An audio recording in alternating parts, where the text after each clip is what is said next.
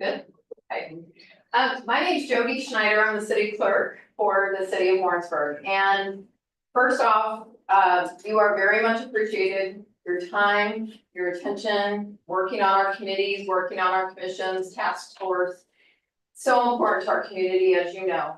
The decisions you make in committee are brought to the city council, very much considered seriously and taken into consideration. So what governs your meetings is the Sunshine Law. And these fine folks from the Missouri Attorney General's office are here to give us a refresher for those who've been here in the past and or give the new folks that are just now serving the guidelines that we all follow for transparency in our meetings. It's very important that the public knows what is happening with the agenda, knows what's happening with the votes that are taken in the meetings, and the law governs that and ensures that. So I'm gonna let Victoria, this is Victoria Hooker, she's going to actually lead the presentation today, and I'm gonna let her introduce herself. And we're kind of on a fast timeline, so I'll stop there. Thank you, Victoria. Of course. Hi, I'm Victoria Hooker. I recently became the new director in July of this year.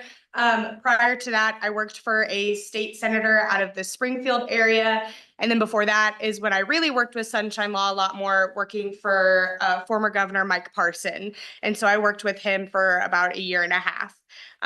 So for me, that's my background. I know that I'm a new director. We do have one of our former directors here, Jay, who you have probably interacted with in the past, who is also here to help because this will be my first presentation alone. So congratulations, you guys.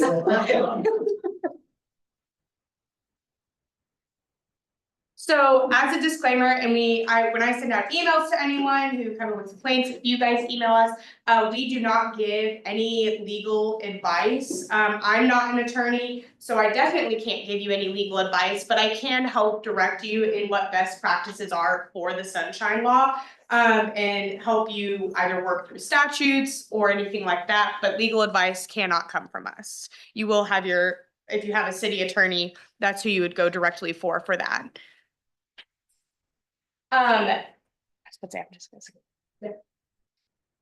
So what is the Sunshine Law? So the state of Missouri itself has an overall law regarding public discourse, whether it is you guys' meetings, your agendas, minutes, any type of action you take for any public business is, governed under that. And the state itself has a policy of being open. So if you're conducting any type of public business, kind of be under the assumption that it's the public's business.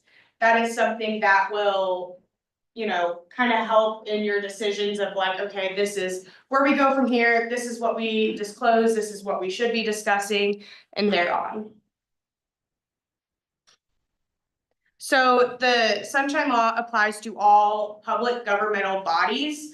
There's also quasi-public governmental bodies, but for you all as a city, it will be a public governmental body, and that'll go to city councilmen, any subcommittees that you have, whether it's for Parks and Rec, if it's for a budgetary issue, if it's for roads, anything like that will also be under and subject to Sunshine Law. So public governmental bodies are any legislative, administrative, or governmental entity created by a constitution or statutes of the state or by ordinance of any public political subdivision or district.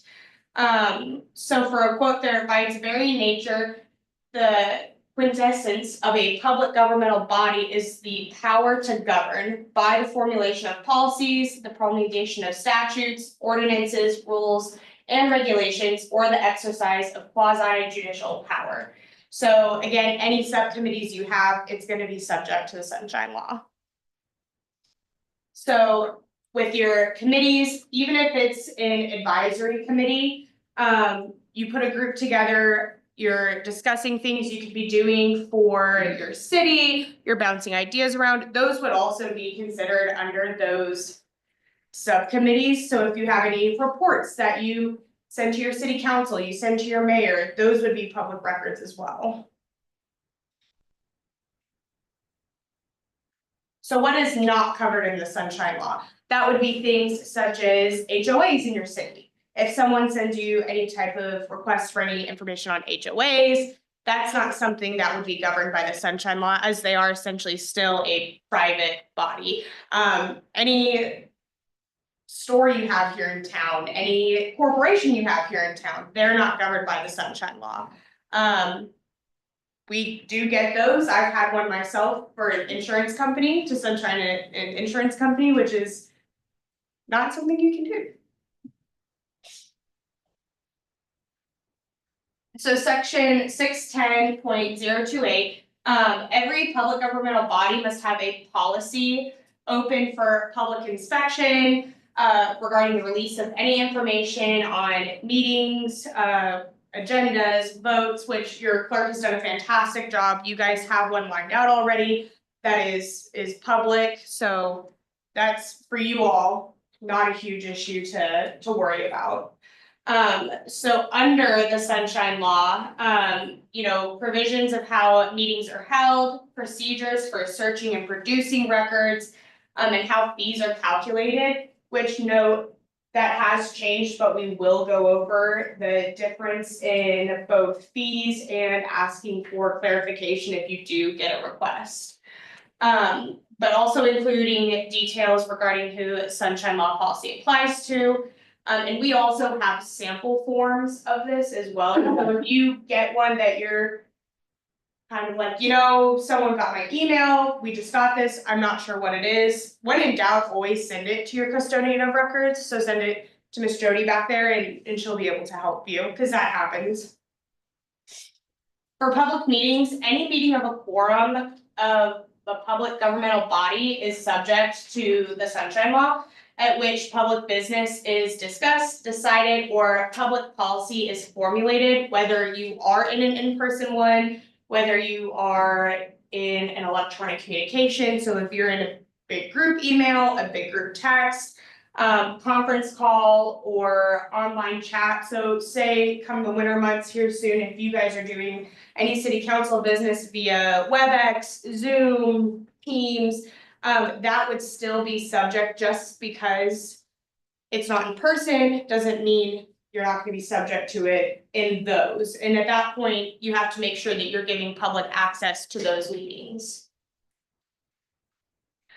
The term shall include public votes of all or a majority of members of a public governmental body by electronic communication and any other means conducted in lieu of holding a public meeting with the members of the public governmental body rather gathered at one location in order to conduct public business. So again, say you all have maybe, a couple days, this comes up in a meeting in council. Okay, we need to look over this, we need to submit our votes. In doing that, you still have to make sure that you have a record of every vote that comes through. So even if it's not right then and there, you will still have to have your votes recorded, even if it's not in that giant public setting, even over WebEx, through email, just make sure they're recorded. What is not a public meeting? So the term public meeting does not include any informal gathering of members of a public governmental body for ministerial or social purposes, when there is no intent to avoid the purposes of the sunshine law. So if, I believe it's this case about Christmas party, a bunch of people were at a Christmas party, there were several council members there. They're just having a social gathering, there's no public business being conducted. But it comes up of, team camaraderie, what can we do to incentivize employees? But it's an open public discussion. They didn't move into a meeting, there was no taking turns talking, there were people from the public that were also engaged in this. They decided that that was not enough to constitute what a public meeting would be, even though a majority of those members were there. You were in a social gathering, members of the public were in just an open conversation about, hey, what's a good idea? Could we do this? Let's see. So that wouldn't constitute that. So I know some people sit there and think, oh, well, if we all go out to lunch together, we're not gonna be able to talk about our job or anything going on because it'll constitute a meeting when. If you're just going out to lunch together because it's someone's birthday, you know, someone's retiring, whatever, that's not gonna constitute a meeting for you. So there are two types of meetings covered in the Sunshine Law. It is open and it is closed. A lot of people like to have work sessions, executive sessions if they're specifically voting on something. For the Sunshine Law, you can, call it a work session, an executive session, but you have to make sure whether you detail that as either open or closed. Because the Sunshine Law doesn't cover these types of meetings, work sessions, anything. So when you put your agendas out, just make sure you detail if it's open or closed, and if it is closed, why. For public meeting requirements, you have to include time, date, place, a tentative agenda, and if the meeting will be conducted either by telephone, electronically, or if it is in a public location, where. The notice must be posted at least 24 hours in advance of all public meetings, whether it's open or closed. Your location requirement is ADA accessible. It needs to be accessible for everyone. If you know it's gonna be a hot topic, there's gonna be a lot of people there, make sure you just have room for them. Find a location that's gonna better suit that. As well as if you have emergency or short notice meetings, in the statute, you can find where, okay, like we have a grant and we really gotta get this done like right now or we're gonna lose this money. That's an emergency situation. If you have some type of natural weather disaster where it's like, okay, like we've just been run through with this awful weather, like we need to have a meeting to like establish what we're gonna do if we're gonna set this stuff up. You have to have those kind of disclaimers on there if you have something change. So a lot of times if you have an agenda posted and it's like, oh, well, this morning before the meeting, we had something come up and we want to discuss it at our council meeting. If it's really not a true emergency or something that can't wait 24 hours, you can't just amend the agenda, even though it was posted. This agenda was posted on Monday and on Friday, we have a change. So you will still need to wait that 24 hours, even if your agenda is posted and you want to amend it. So for agendas, it's best practice to avoid using very vague, undescriptive language. So budget, park permits, grants, nominations. You want to be able to detail what it is you're talking about. That helps not only you all, but it does help your clerk in being able to say, okay, well, in this meeting, we outlined specifically what we were going to talk about, and that is specifically what we talked about. It just avoids any misnomer of, well, I think they talked about this, it says budget, I bet they talked about this today. When you have it detailed, we specifically talked about city budget proposals for the police department, park permits for New Year's Eve fireworks, federal grant funding for road improvements, nominations to board, task force on education, and draft the RFP for the city hall parking lot resurfacing project. It just helps eliminate any type of wishy-washy, like, well, maybe they talked about this. And recording meetings. The body shall allow members of the public to record all open meetings, both audio and video recording is allowed. The body may establish guidelines regarding the matter in which meetings are recorded. And closed meetings are not allowed to be recorded. There is nothing permissible about it. It's actually, I think, one of the few, if only, penalties in the Sunshine Law that says you a criminal penalty that you cannot do this. So the best practices for all public meeting notices, post meeting notices and agendas in an area that is accessible to the public even after business hours, and consider posting more than one physical notice. Post a notice online whenever possible. That is a requirement for your online meetings. So format matches format, basically. Include the date, time, and notice, and when the agenda was posted. If you posted it today, September 10th, put on the bottom, on the top somewhere, noted, posted September 10th, 2025 at whatever time you post it.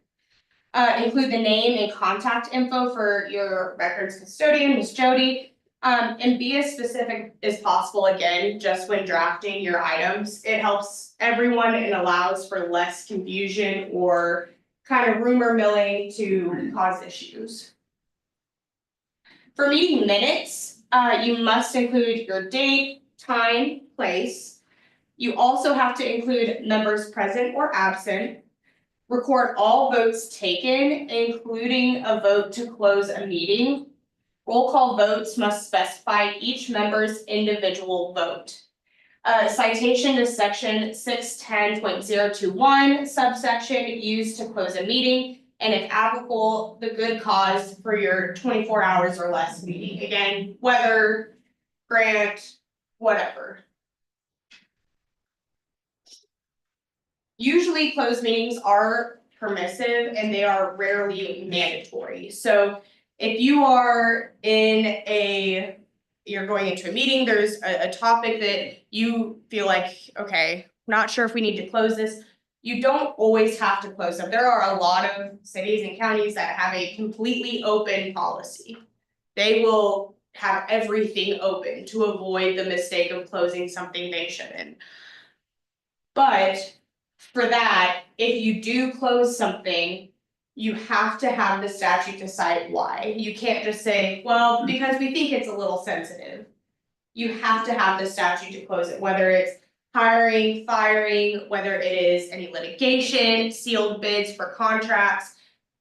Just find the statute, put it on there. It'll make your life a lot easier, I promise. And so for liability, it's usually improper closure is what will get you, is whether you don't know if something's closed or not. And that's again when you should just, talk to Ms. Jody, your city attorney. Hey, we have this, we're not sure, maybe it falls in the gray. Double check it for yourself rather than put yourself in a situation to be liable for breaking sunshine law. So again, like common ones, legal, real estate, hiring, firing, disciplining, scholastic records, bid processes, sealed bids, personnel records. And then if it's prohibited from disclosure by law, so here, and this is more, I guess, with, the example I have is with minors, but that has changed recently. For law enforcement agencies, they used to have their own law and statute that stated information for minors was to be closed. So if they were like, we've closed this, if there's a separate law that tells you this can be closed, or this is not public, this needs to be retained, you have to cite whatever that other specific law is, as well as that 610.021 subsection 14. And then for that 610.021 27, which is new, individually identifiable information of a minor is now closable information. So if you have an incident you're discussing in a closed session that regards a minor, you can close that now without having to cite a second statute. How to close a meeting. There's two methods. A public governmental body may vote by an affirmative public vote of a majority of a quorum of the body to close a meeting, or a public governmental body may give notice of its intention to hold a closed meeting and cite a specific exemption from 610.021. Only close a portion of the facility used for the closed meeting and only discuss the business necessary that meets why you're closing it. So you might get through what you closed for, make sure you go back into open session before discussing any more. Because anything you discuss in closed session can become public. Even if you're sitting there and you think, well, we're just talking about some, random folks in the community, they're dressed this way, they do this, they do that. That is something that is subject to end up being disclosed to the public if asked for, because it is not pertaining to the closure that you closed the meeting for. So if you got a little gossip going on, just don't do it, or wait till you're like outside, like one-on-one. Just don't. It's happened. It has happened before, it is, as I say, that was the court case for it, I believe that was right on there for a little gossip being turned over and then it not looking great on the city officials for gossiping about people in their closed meetings. So what is a public record? Any record, whether written or electronically stored, retained by or of any public governmental body. Courts construe record broadly, such as something that serves to record. So it could be, photos on your work laptop. It could be anything from an email saying, hey, do you want to go get Subway today? Any information that is going to be a public record. So if you're emailing back and forth like, hey, let's figure out where we're gonna go get lunch next week for so-and-so's birthday. If someone sends a sunshine request for somebody's emails from this date to that date, they will know where you went to eat and what time you all went to eat and why you decided to go there for that person's birthday. As I would say, that's something, so if it's like, hey, I don't really want people to know that I'm gonna go and hang out with my family next weekend. I'm not gonna email my coworker and tell them, hey, I'm gonna go hang out with my family next weekend. It's just the idea of giving you some actual privacy to your private lives, rather than using your public, discourse to have private conversations. So for record retention, the Attorney General's office actually does not control record retention, what is retained, how long it's retained for. That is held by the Secretary of State's office, and you can Google it online for their record retention, and they have it in PDF form, everything from state executives all the way down to small municipalities of what their record retention should be. If you're in doubt though of, hey, or should these emails be saved, anything, again, just following up with your clerk helps a ton, and it helps get rid of that black and white, okay, well, do we need to retain these papers? Does someone need to turn this into her to have as a record? Just always fall to your clerk to ask those questions. So any record, whether written or electronically stored by a public governmental body, rule of thumb, it's a public record. If you have created it in your public discourse, it is a public record. But also under 610.025, any electronic record may be considered a public record if it's sent to a quorum of officials, which includes the sender, and relating to public business. So again, if you all are conducting public business, votes by email, it's a public record. Make sure you CC your clerk on it or somebody that can have eyes on it. So if it is sunshined, it's easily findable. It could be from months ago. Just makes it easier. If the message meets the above requirements, best practice is to send the member's government issued device or to the custodian of records. For each member of a public governmental body should have a government issued email account. That is something where if you are on your personal devices and you are conducting public business, that is still subject to being sunshined. And so any public business you are conducting on your personal emails, it's still public business. For a lot of state workers, at least, we have our own cell phones, we have multiple emails for our state agencies, just so we are able to keep our private lives and our public discourse completely separate. So when someone submits a record request, they can do it any way, letter, email, in person, phone call. We try to tell people best practices to always have it in writing, both for themselves and their records, but also for your custodian. It is not required though. The Sunshine Law does not, have a specific method it has to be submitted. So you might have a form on your city page that's like submit a request here. They do not have to use that submit a request form on your city page just to submit their Sunshine request. A public governmental body must act on a request as soon as possible, so no later than 3 business days after the custodian receives it. So if I send Jay here a sunshine request, Friday at 4 o'clock, he's already left at 3, he comes in on Monday, sees it at about 11 o'clock. Well, the day that those 3 business days start will be Tuesday. It will not be the day received, it'll be that next day after receiving. And what it means is that you need to respond to the requester. You need to acknowledge their request, and if you need more time to fulfill the request to search for those emails, look for those agendas, those minutes. If you get one and you're like, oh, I gotta look back, this was a couple months ago. Then you have to state in there, we need more time to search for documents, we need more time to appropriately file everything for you. So your initial response, detailed further delay, you have to have reasonable cause. Address any fee estimates in your initial response letter, which has also changed a little bit. Cities are now allowed at this point to upfront charge before producing and before starting in-depth research.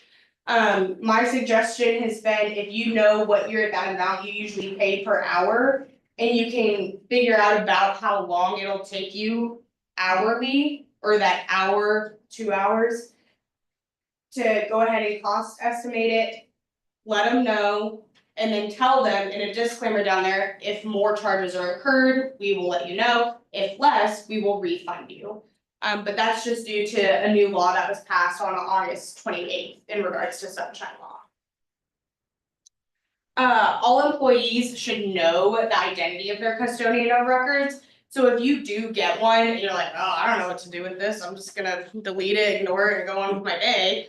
Make sure that you don't do that, and please send it to Miss Jody. And if you still are like, I'm not sure who my custodian of records is, that's Miss Jody. Records can be held in more than one location, especially electronically, so a diligent search of all locations must be done. Contact the requester in writing.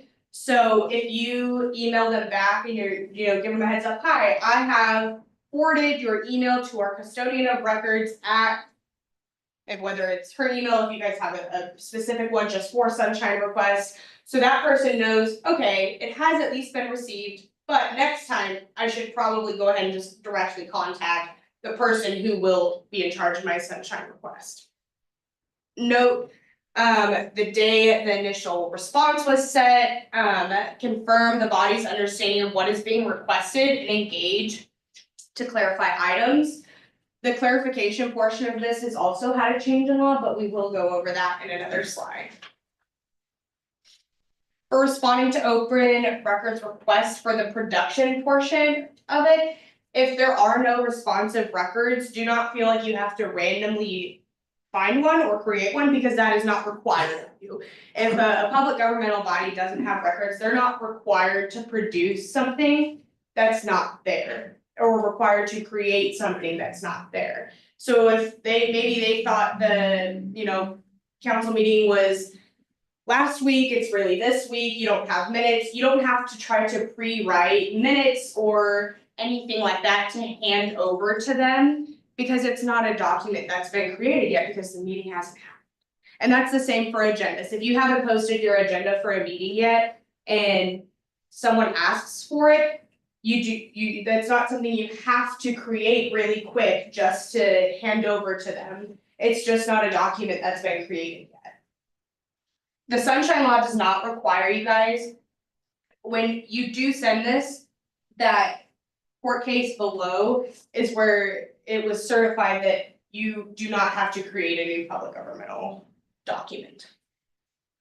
For closed records, same provisions of the 610.021 apply. So if someone is requesting the minutes from your closed session, that is something that you would still close under the same presence of which you closed the meeting. Redact when possible instead of withholding an entire record, simply because it gives them some semblance of, okay, well, they're not just like trying to hide stuff or hide public discourse, like, it's a closed record, it exists, but it's a closed record, so we can't see what's on there.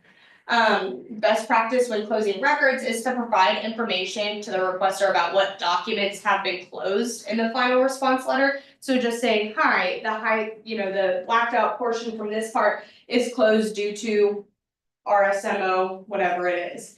Or maybe the next part of it, you talked about something else that was closed under a different statute in your meeting. This next part, closed due to this statute. It just helps them feel a little bit more confident that you're not hiding stuff. Cause the sunshine law wants you to be open, but it also helps you guys, we're doing our jobs, we're taking minutes, we have our agenda. It's just a closed record for you. So for the new law that went into effect, or the new portion of the law that went into effect, it expands privacy protections for court-related officers. It adds sunshine law exemptions to protect minors, park visitors, and endangered species locations.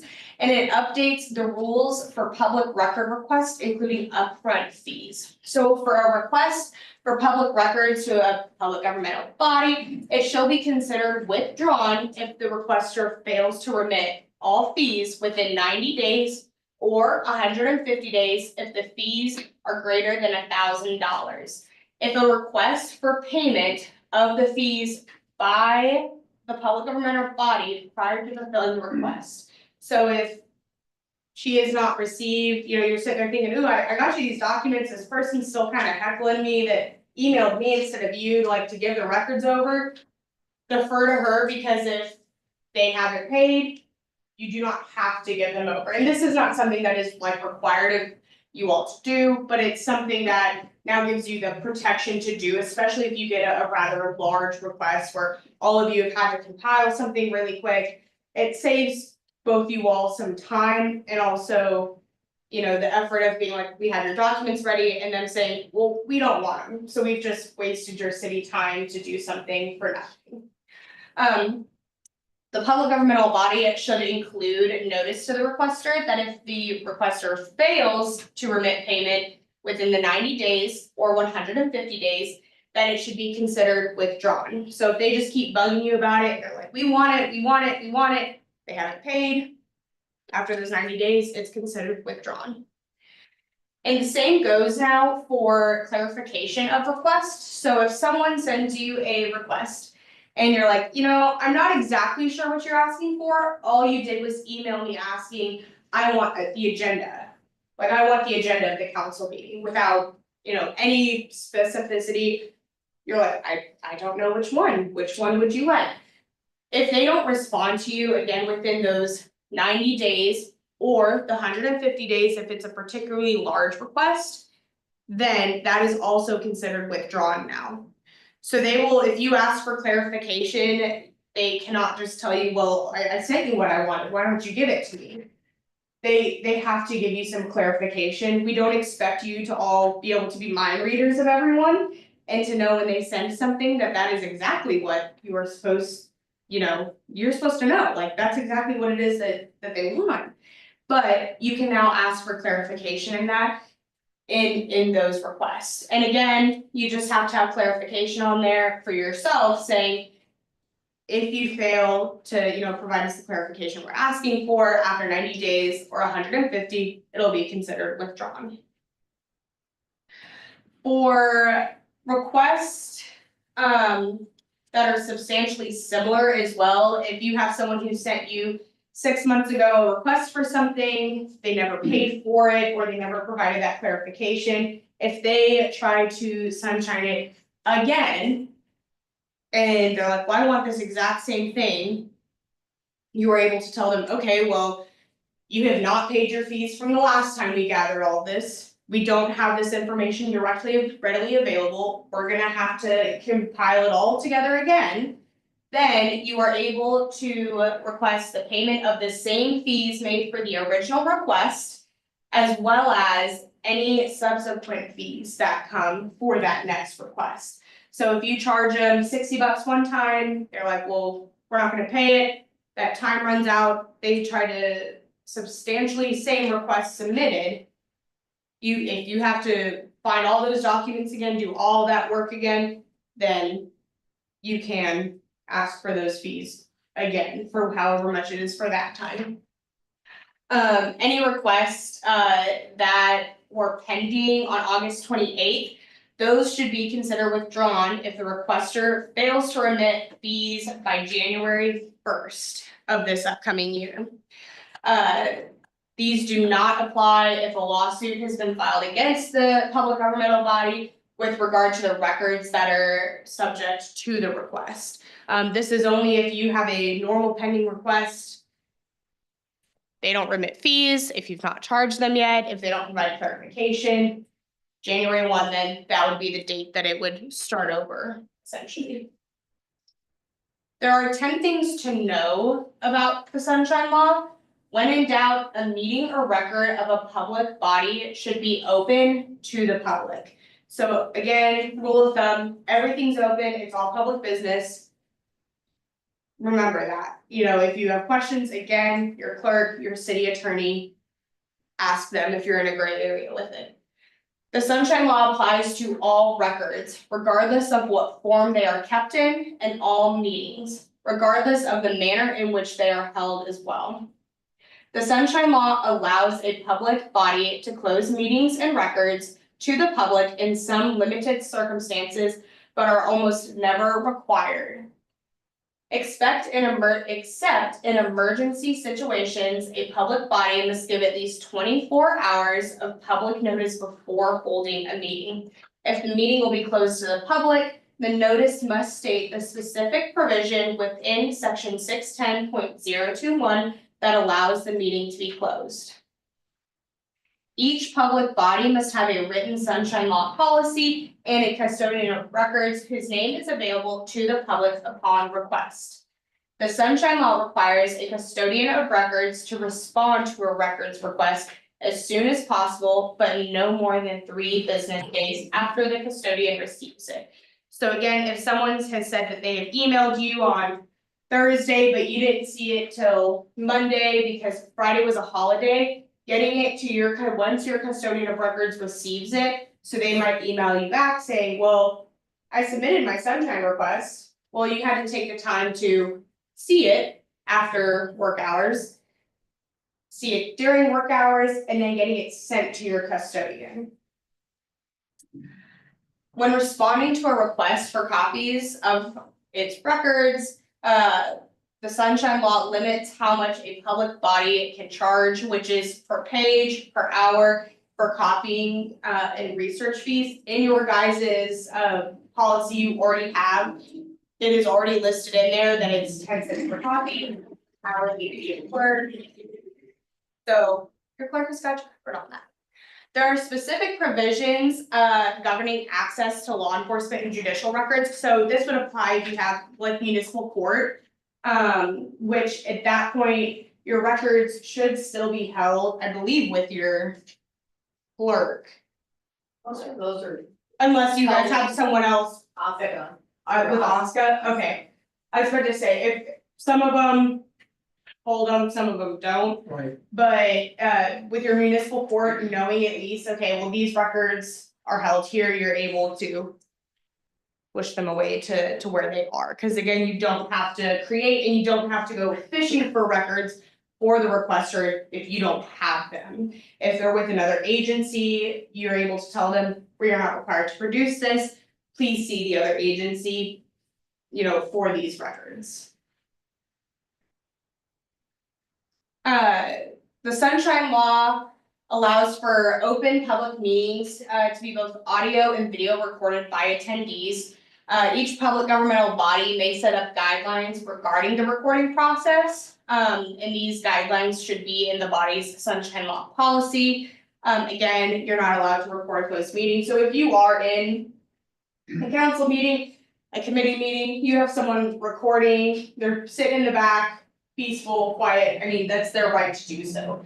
If you do have someone though that does end up causing a disturbance, starts getting up in your faces, is blocking other people, there's nothing wrong with asking them, hi, could you stand to the side over here so other people could see, be a part of the process? Just understand that that is their right still to be there. Now, if they become an absolute nuisance, well, that's a different issue. The Sunshine Law deals with whether a public body's record must be open to the public, but it generally does not state what records, the body must keep for how long. Again, Secretary of State, you can Google it for their archives on what you should or shouldn't be retaining and for how long. Common findings, so when the Missouri State Auditor does an audit of a county, of a city, of any public governmental body, these are kind of the common things they see because they will go through requests that you have received, they will go through how they've been handled. So their common report, like findings in their reports say that there is a lack of policies and procedures. There's not a custodian of records. Meeting notice and agenda issues, either the agenda is not included, there's no documentation of when the notice was posted. Meeting minutes, there's items absent, whether it's the time, date, location, members present, voting records, or improper and miscitation of the Sunshine Law. A lot of the times when there is an issue with, we get a complaint, it's usually just a lack of knowledge or understanding. It's very rarely malicious to be like, well, we cited this and we thought it covered this, and it didn't. And that's just more or less not in a malicious intent, but it's more just lack of understanding. Or they close something and they don't cite it. They don't realize that they have to. They're not trying to do that most of the time. Again, it's just the lack of information to knowing that you need to do that. And so down here, if you ever have questions or if you have a question for Miss Jody and she needs to call me, then I have my phone number down below there, as well as the email that we use for sunshine complaints. We do have a sunshine request email. That is for requests that are only going for records for the Attorney General's office. If you have any inquiries, presentation questions, or anything like that, you will go to that sunshine complaint at ago.mo.gov. And here soon, I have you guys all on the mailing list, so when our new booklets come out, you will have updated booklets that has all of this information. It will also have just standard forms that both the public governmental body can use as well as requesters can use, as well as just like common questions that are, I'm not sure about this for my agenda, for my minutes, I'm not sure in committee if we can do this or if we should do this. That has some of the common answers in there. But at this point, does anyone have any questions about, or any like situations where they've been like, I'm not sure, some clarification would be great on like a certain situation at all? No? Victoria, one thing we found is, so say a board and commission have set up a meeting and not a quorum shows up, so less than a quorum shows up for the meeting. And we have been trying to train to then, if there is no quorum after a reasonable amount of time, 5-10 minutes, then it's time to get up and leave. You don't want to give the perception that you're sitting around and you're talking about items on the agenda without a quorum present, only to be solidified at the next meeting. In other words, a lot of this is public perception. So if you're sitting there, and that's, I don't know if you have found that as a complaint before in the office, but we've been trying to train all of our boards and commissions that if you show up for your meeting and there's less than a quorum, your chairperson says, oh, doesn't look like we can have a meeting tonight, you need to disperse. Because if you then sit around and talk about items on the agenda, then you're almost evading the transparency then of that meeting. Does that make sense? I mean, you guys have that. It is, and again, a lot of this is like public perception. You're completely right. Again, that's kind of going back to the public asks for something, hand it over, redact it as much as possible, because that public perception is really what's gonna end up like nipping you, and then that's why they're gonna either file a complaint, or they're gonna try going to people in the community saying, well, XYZ has happened, I saw this. So being able to cover yourself, especially in situations like that where only a couple of you show up, rather than sitting there, being like, you know, chit chatting for 30 minutes, it's best just to go ahead and acknowledge we don't need quorum. We are going to disperse after this. And one thing to remember about what constitutes a meeting is the two things is quorum is present and public policy is discussed, decided, or formulated.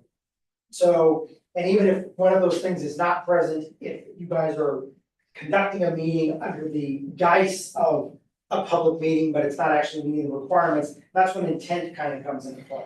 And you don't want to give the public, even if you're not meaning to do that, you don't want the public to perceive that that's what you're doing. That's why what Victoria was mentioning about the, you know, Christmas party. the Christmas party, that, you know, if you're there and a discussion happens to come up about public business, try to avoid it, because if those, even if those two things are not present, quorum is present and you're discussing public business, you're gonna give that perception, that's not what you want your members of your community to have, is that perception. Yeah, and that's, again, that goes back to the lunch, and that's not to say you all cannot go out to lunch together, or you're forbidden from doing it. It's just being mindful of what topics you are discussing, Avoid public business. and yeah, just in general, avoid public business. Now, if it's like, hey, I saw this nice, you know, new house being built down the street, I mean, it's Right.